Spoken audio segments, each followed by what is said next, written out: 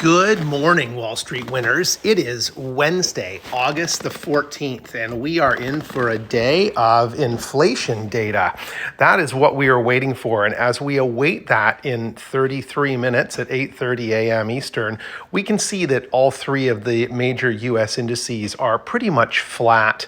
The Dow slightly into the red, but only by 0.05%, and the others flat. So if we take a look here at what we're waiting for, if we go back to the home screen, it's really all about U.S. inflation data and having it show a modest increase so that the Fed can announce a rate cut and make their first rate cut following all of the rate hikes expected in September. Now the question will become, if this data point falls in line and we get jobs data that falls in line on Friday, and retail sales tomorrow, then we will want to see the Fed cut the rates by either a quarter point or a half point. And that is going to be the next thing that is up for discussion. The other narrative that we're starting to hear about was the banks in the US, a couple of them anyway, have started to come out and forecast that a recession is on the way in the US going into 2025. So we'll have to see how that plays out as well. And that has to do with really softness in the middle to low end consumer in the US, which is resulting in them spending less and buying less. So they're consuming less. That in itself should drive down the CPI number and get inflation back to around the 2% level, probably still a little above 2%, but around the 2% level that the Fed is looking for. Let's switch over to the Yahoo Finance app for a minute. And if we look at the top at the VIX has now dropped under 20, which is a good sign. This is something, though, that if we roll back even within the last month was down in the 12 to 14 range. So having it up above 18 is still a bit of a concern, but it's slowing down. You can see the spike that occurred a week ago Monday, and that's when the markets went into a bit of turmoil. There was some unraveling in Japan with some interest rate changes, and some trades had to get unwound, and that caused definitely a small and short-lived, thankfully, correction, and ultimately a buying opportunity around that correction.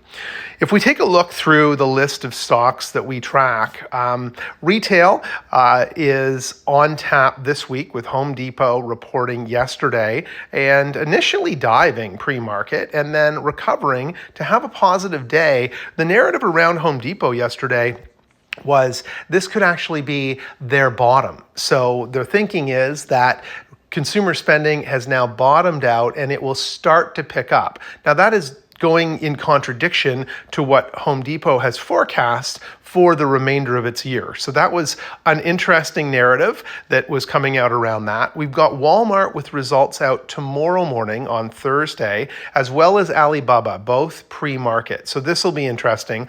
I bought Walmart yesterday on the dip as it slid down in around 10:30, 11 o'clock near its low, and then rode that up to 618.10. So that was a nice little percentage gain there. I think today getting into Walmart in the low 68s is, or if it dips down further in the first half hour, buying it at a lower price point will be a very strong percentage gain purchase for you going into results tomorrow. I think this will pop at least 1% tomorrow, maybe 2 to 4, 5% on good earnings. And I do expect good earnings to come out of Walmart tomorrow as a huge big box store. The other one that came out with earnings today that we talked about earlier this week is Cardinal Health. And Cardinal Health showed some very good numbers, a very good earnings, good revenue, and a positive future forecast. And that has sent that stock up almost 6% in the pre-market. So it is off to a strong start to the day there. If we scroll back and take a look, we still really haven't heard anything about CNR and what's going on there in the railroads in Canada. So we'll have to keep an eye out for that. But that stock hasn't really moved. It's still trading in the low 150s. I expect that to be down into the mid to low 140s within the next week or so as we start to hear more about the strike that is imminent there. JB Hunt up at 63. Again, that's one that I would stay away from at this point. If anything, if we see some of these railroads go on strike, that's going to impact deliveries for transport.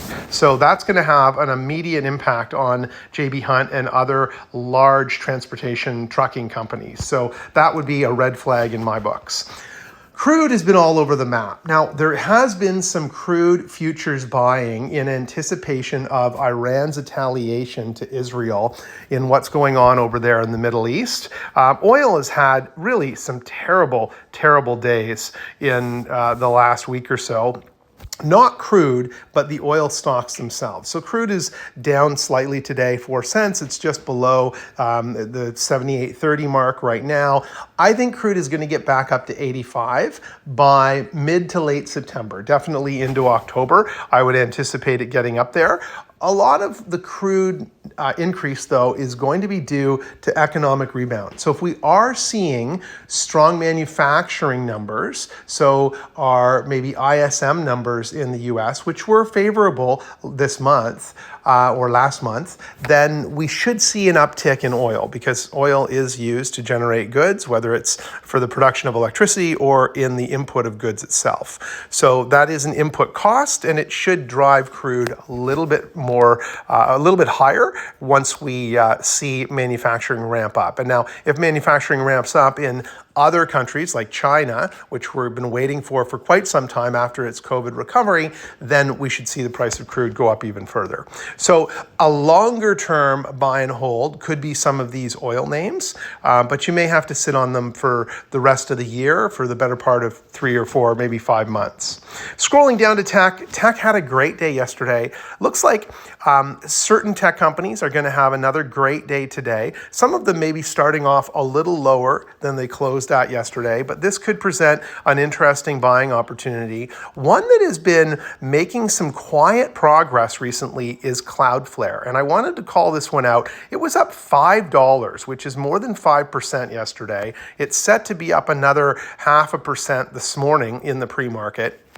So this is a stock that I believe on its next earnings is going to be very positive. That'll be the end of October, beginning in November. But I do expect this stock to be at least a mid-90s, if not $100 stock by the end of the year as it starts to move further and further northwards. Microsoft has been having some good days, so regaining some ground from the, call it the 380, 390 range last week up into the 414s. This is a stock that should be getting up into the 450, 440, 450 range. So I think it's a good slow mover and a buy and hold over the long term. ARM had an exceptional day yesterday. I got it out of this a little too early. I sold out before the end of the day on Monday and missed that run up on, I was hoping for a pullback yesterday and never got it on Tuesday. So we're seeing another increase here.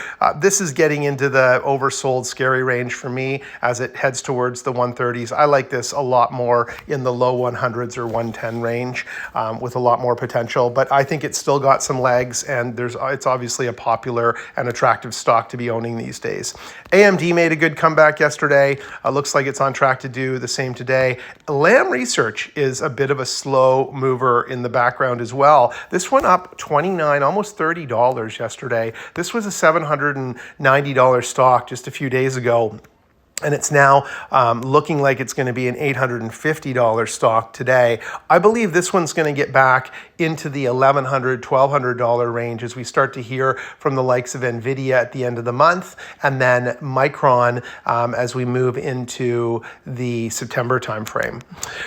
If we scroll down further, ones that I'm staying away from right now, even though it had a good day yesterday, is Tesla. I am loving Meta. Meta got up to almost 530 yesterday. It's off slightly in the pre-market. My dog's upset about that, but he'll be okay. NVIDIA up $2 again pre-market, and had a great day yesterday, up 7. We're seeing some pullback on Google today on the pre-market. That doesn't mean that it's going to last going into the opening of the session, but Google, I think, is still attractive. There's some talk about breaking it up in an antitrust kind of discussion, similar to what was discussed with the breakup of Microsoft years ago. I don't think it'll come to that, but it is creating some negative news around that company. And then as we scroll into financials and close out today, SoFi had a good day yesterday. Looks like it's set to do the same today. Raymond James was a great buy yesterday. Looks like it's up again pre-market this morning. JP Morgan, I think it's priced kind of where it's going to hit its highs at this point. So I'm staying away from that one at this point in time. But I am invested in Morgan Stanley and Goldman. And Goldman has been having a great little run, albeit not huge in any one day, although some of them are sizable. But it's making a 1 or 2% gain on almost a daily basis. And I think this is going to be a $520, $530 stock, maybe even a little higher by the end of the year. So that's where we are today. Good luck with your trades, and we'll see what the CPI print comes out with in about 22 minutes, and we'll report